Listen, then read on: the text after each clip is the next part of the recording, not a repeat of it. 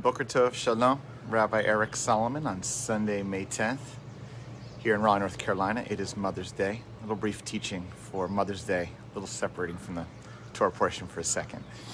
The fifth commandment, the one that bridges the first half of the tablet and the second half. Honor your mother and father. Kabed, to honor, lichvod, to give kavod. It doesn't say to obey your mother and father. It doesn't say to even love your parents. It doesn't even say to like your parents. Not that those things, I think, are bad in any way. I don't think the Torah is necessarily saying you shouldn't. But at a baseline, one should honor. And I want to offer this in honor of Mother's Day, in honor of all the mothers out there. Share a few thoughts about this. First thing I want to say is that the most exquisite learning I have done, or I have had here as a congregational rabbi, as a rabbi of my synagogue in Raleigh here, has been this mitzvah by far.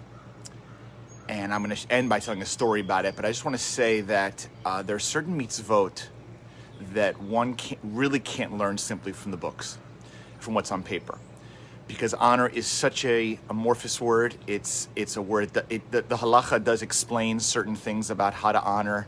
There's a funny little midrash that when mother was sleeping and had a valuable, like a key under her pillow, and one of the rabbis said I was locked out or something, I wouldn't wake her up in order to get this key because I wanted to disturb her sleep. So honoring is in a way of kind of like honoring their position and not disturbing them unnecessarily. So they kind of tell kind of maybe exaggerated stories, but a lot of honoring, one of the halachot that comes over time, is really taking care of your mother and your father, for that matter, in their old age, to clothe them, to be financially supportive of them to the degree to which you're able, is a way of honoring. It's a way of recognizing. The way I've seen it so beautifully in our congregation with so many different people who've really shown me what it means to take care of their parents, but in this moment we'll talk about the mothers. And it tends to be just, sociologically, as women tend to live longer statistically, more mothers than fathers, that in their older age, when they're struggling, doing everything from personally serving their parents to bringing their mother into their home to definitely providing for them financially and honoring them out of respect. And as a parent, I only came to really appreciate what it means honor when I became a parent.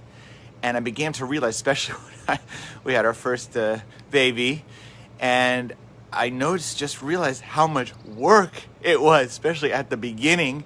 Look, it's still work to this day, but really at the beginning when the baby is helpless and is completely relying in every sense on the parent, and how much the parent is giving of sleep, of time, of resources.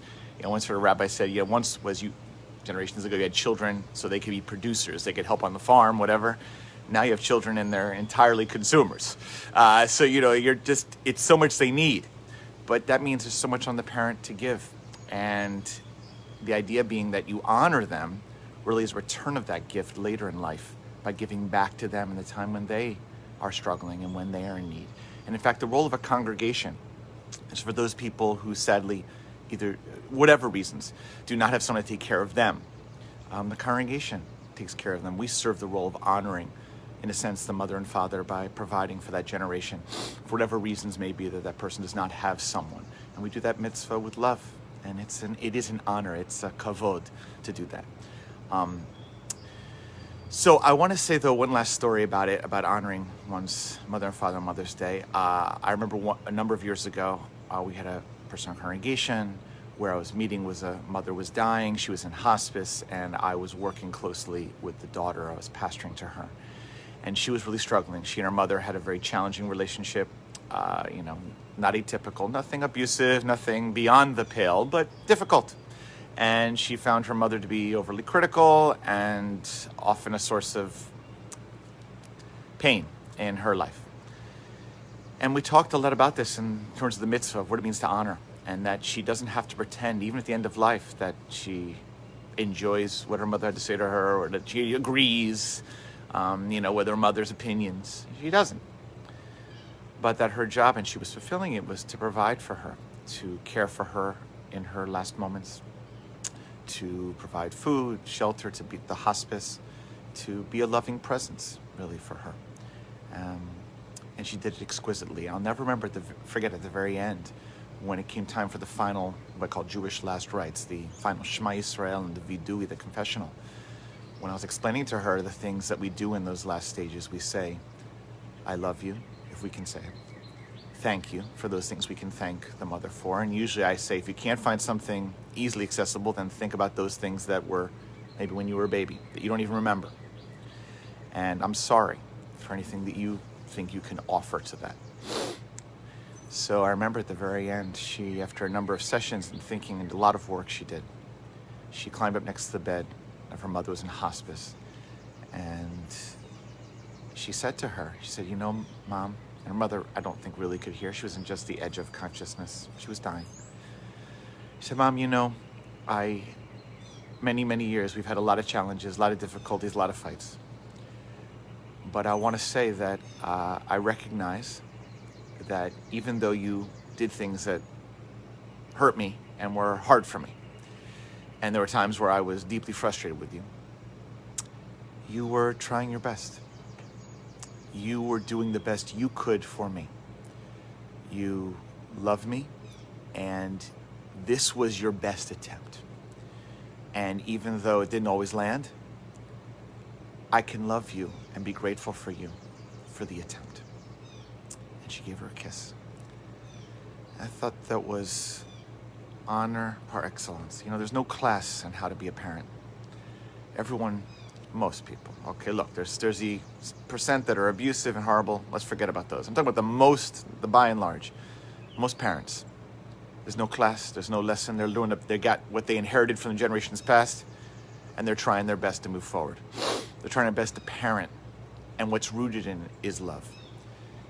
And I think a lot of the life journey for children is to find a place in their heart where they can say to their parents in their old age, out of honor, out of respect, listen, it may not have been perfect. No one's perfect.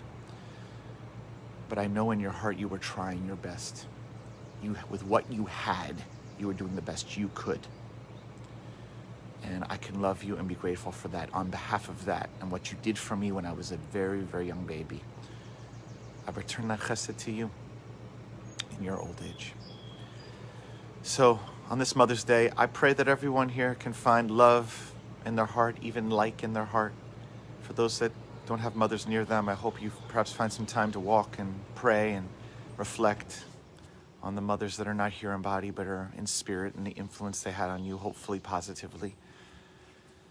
But at the very least, perhaps you can find a place in our heart to say, we honor you by thanking you for what you did for us and recognizing that you did your best, that you were trying your best. And we honor you for that. Boker Tov, a sweet day. Happy Mother's Day, all the moms out there. Shalom.